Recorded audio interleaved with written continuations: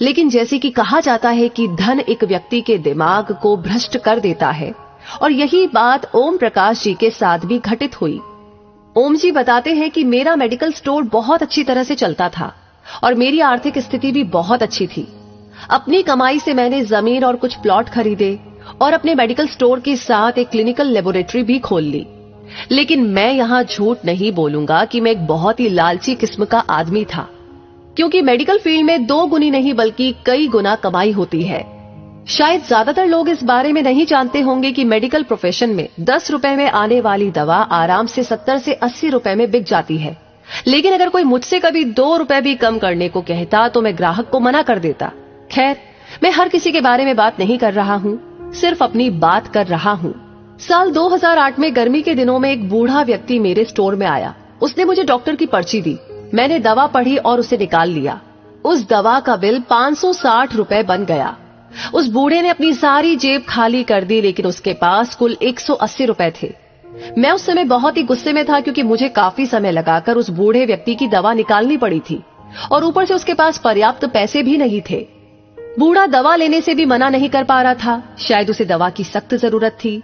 फिर उस बूढ़े व्यक्ति ने कहा कि मेरी मदद करो, मेरे पास कम पैसे हैं और मेरी पत्नी बीमार है, हमारे बच्चे भी हमें पूछते नहीं है।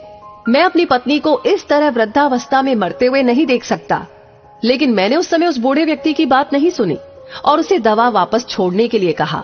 यहाँ पर मैं एक बात कहना चाहूंगा कि वास्तव में उस बूढ़े व्यक्ति की दवा की कुल राशि 120 रुपए ही बनती थी।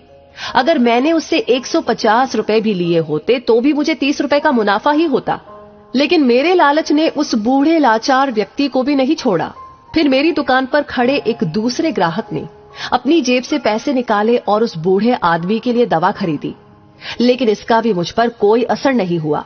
मैंने पैसे लिए और बूढ़े को दवाई दे दी।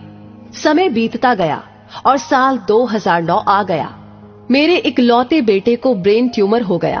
पहले तो हमें पता ही नहीं चला, लेकिन जब पता चला तो बेटा मृत्यु के कगार पर था। पैसा बहता रहा और लड़के की बीमारी खराब होती गई।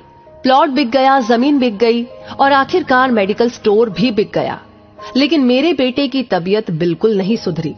उसका ऑपरेशन भी हुआ और जब सब पैसा खत्म हो गया तो आखिरकार डॉक्टर्स ने मुझे अपने बेटे को घर ले जाने और उसकी सेवा करने के लिए कहा।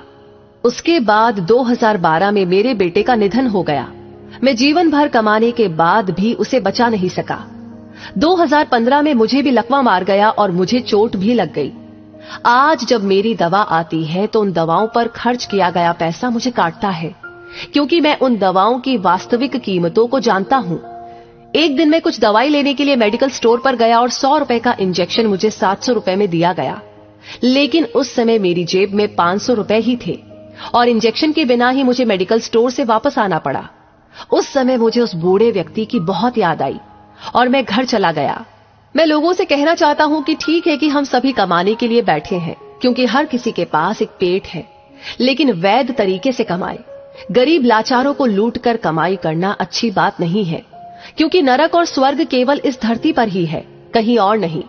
और आज मैं नरक भुगत रहा हूं। पैसा हमेशा मदद नहीं करता, हमेशा ईश्वर के भय से चलो, उसका नियम अटल है, क्योंकि कई बार एक छोटा सा लालच भी हमें बहुत बड़े दुख में धकेल सकता है।